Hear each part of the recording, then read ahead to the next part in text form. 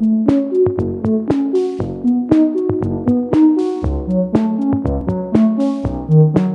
Thanh Độ, sinh ngày 12 tháng 9 năm 1989, thường được biết đến với nghệ danh Độ Missy, là một nam streamer, YouTuber người Việt Nam.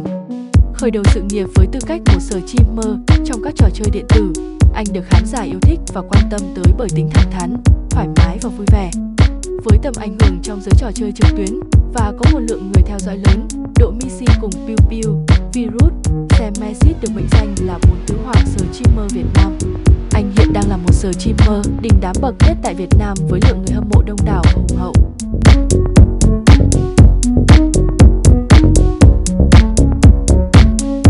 Độ Missy sinh ra tại Cao Bằng, là người dân tộc Tày. Anh là con thứ hai trong gia đình, bố mẹ anh đều làm quan chức nhà nước. Từ nhỏ, anh đã có đam mê với máy tính. Theo như chia sẻ, anh đã tìm tòi và học hỏi Photoshop từ năm lớp 8, lớp 9. Anh theo học tại trường cao đẳng Bách khoa ở Hà Nội, nhưng sau đó anh lại làm về mảng du lịch. Theo như chia sẻ của anh, từ nhỏ đến lớn ba anh và anh luôn sống tốt như đôi bạn thân.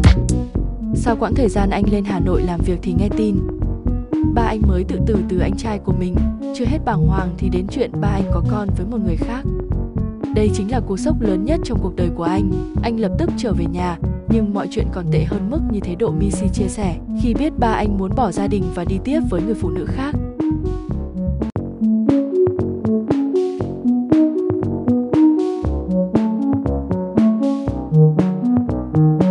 Gia đình. Anh kết hôn vào năm 2014. Vợ của anh là Trang Missy, tên thật Nguyễn Quỳnh Trang. Sau mối tình kéo dài 3 tháng thì hai người quyết định tiến tới hôn nhân. Anh đã có hai đứa con trai là Tùng Sói, tên thật là Phùng Thanh Tùng, và Cáo Nhu Nhi, tên thật là Phùng Tùng Anh. Cả hai đều được cộng đồng mạng quan tâm vì vẻ ngoài dễ thương. Năm 2020, anh chính thức xây cho mình một căn biệt thự 7 tầng sau 4 năm bước chân vào ngành stream. Sự nghiệp 2017 đến 2018. Khởi đầu. Trước khi bước chân vào con đường stream, Độ Missy là một nhân viên khá bình thường và cũng có tình yêu với game. Ban đầu, Độ Missy stream CSGO, tựa game bắn súng nổi tiếng của Valve, với mục đích vui là chính. Video đầu tiên của anh ra mắt vào tháng 4 năm 2017. Số người theo dõi các buổi stream của Độ Missy lúc đấy rất ít, chỉ dưới 100 người. Ngày 16 tháng 8, nhận lời mời từ Pepe Anh trở thành bình luận viên cho giải The Last Dance. Ngay lập tức anh được mọi người chú ý đến, được nhiều người theo dõi, quan tâm và có lực lượng người hâm mộ vô cùng hùng hậu.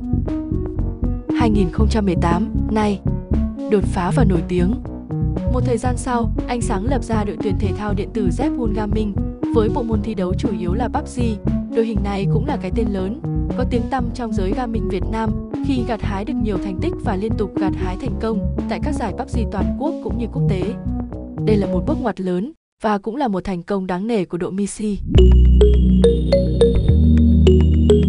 Chiến tích đáng nhớ nhất của anh là cùng với đội tuyển của mình đạt vé tham dự giải đấu PUBG Global Invitational 2018, giải đấu PUBG lớn nhất thế giới tại Berlin, Đức.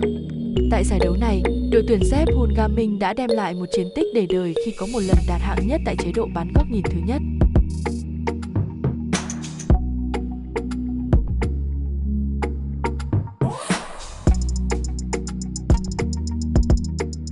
Độ Missy hiện tại chỉ tập trung vào làm streamer, YouTuber và kinh doanh. Có rất đông đảo khán giả yêu thích cách stream của anh. Trong mỗi cuộc trò chuyện, anh không hề mang đến cảm giác nhàm chán, mà luôn sôi nổi, phong phú chủ đề nói chuyện.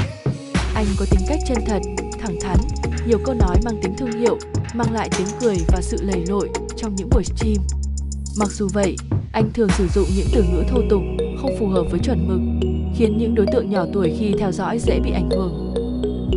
Năm 2018 có thể xem là bước ngoặt lớn và đột phá lớn nhất trong sự nghiệp của anh. Vào tháng 1 năm 2018, anh được nhận số tiền ủng hộ từ một người hâm mộ cuồng nhiệt mang tên Bungan.com với tổng số tiền ủng hộ lên tới 80 triệu đồng. Điều này khiến cho anh chàng vô cùng xúc động, thậm chí còn không dám tin vào mắt mình. 9 tháng sau đó, anh chàng lại tiếp tục bàng hoàng với màn do Nate vô tiền khoáng hậu từ phía thanh niên mang cái tên Khang Naze. Tổng số tiền anh nhận trong buổi stream tối hôm đó lên tới 63 triệu đồng. Một năm sau đó, vào tháng 9, Độ Missy lại tiếp tục được chứng kiến một màn do Nate siêu to khổng lồ từ phía người hâm mộ có tên Netco Giao Nganh với số tiền xấp xỉ 40 triệu đồng.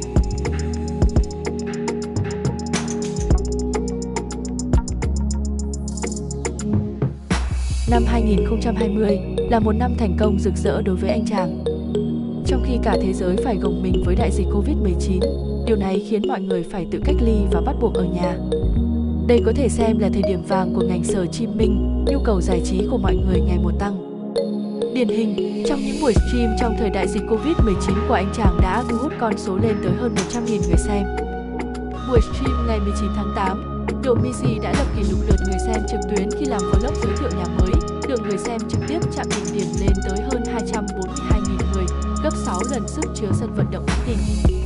Sau nhiều lần nhá hàng sản phẩm âm nhạc hợp tác cùng Huy, thì ngày 12 tháng 9, anh chàng đã cho ra mắt MV chính thức với tựa đề Stream đến bao giờ. MV được anh chàng công chiếu trên nền tảng YouTube.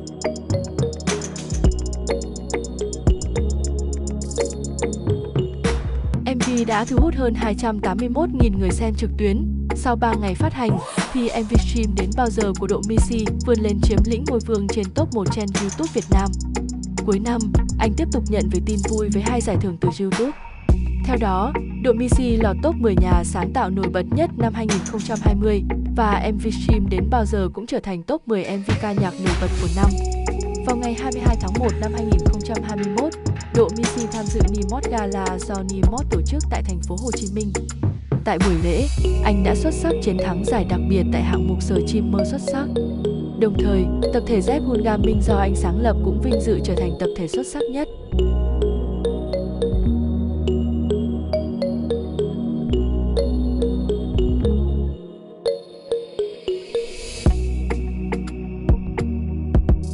Tranh cãi.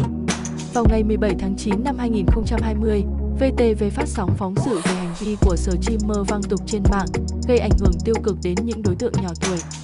Độ Missy đã bị chỉ trích trên sóng truyền hình VTV vì sử dụng những từ ngữ không phù hợp với chuẩn mực, thiếu văn hóa và thuần phong mỹ tục của người Việt Nam. Ngay lập tức, cộng đồng mạng và người hâm mộ của Độ Missy lại đưa ra hàng nghìn ý kiến khác nhau. Cuối cùng vào buổi stream tối 18 tháng 9, anh đã dành hơn 1 tiếng để tâm sự với người xem về hướng phát triển của bản thân trong tương lai. Theo chia sẻ của anh hoàn toàn nhận sai vì không ý thức được sức ảnh hưởng của mình đến giới trẻ. Anh cũng đồng ý với quan điểm đã đến lúc ngành streaming phải thay đổi. Anh chia sẻ rằng, mặc dù có nhiều thứ tôi không đồng ý với clip của VTV, tuy nhiên trong đó vẫn có nhiều ý đúng. Thật sự tôi chưa ý thức được tôi đang ảnh hưởng nhiều thế nào đến giới trẻ hiện nay.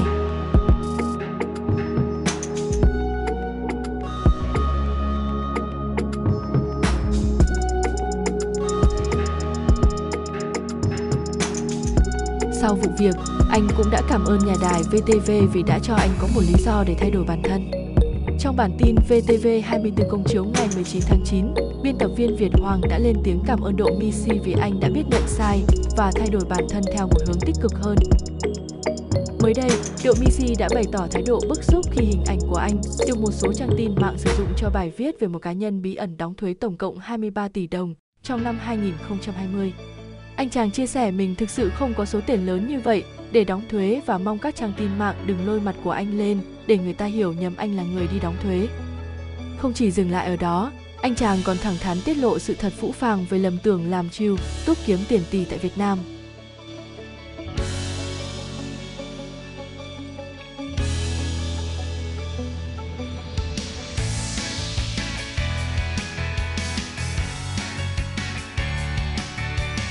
Theo chia sẻ, Độ Missy thường bắt đầu công việc livestream hàng ngày từ tối muộn đến sáng.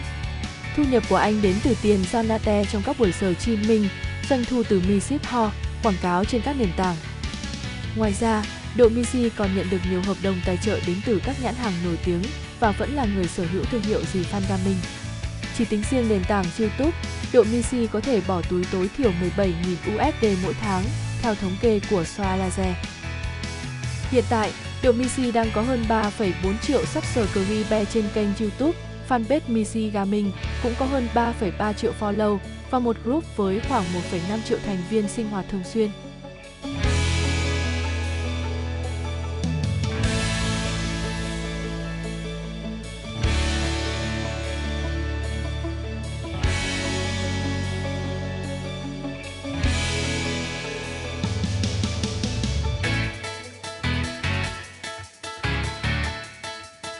Các bạn đang xem video từ channel Hachiko Artist.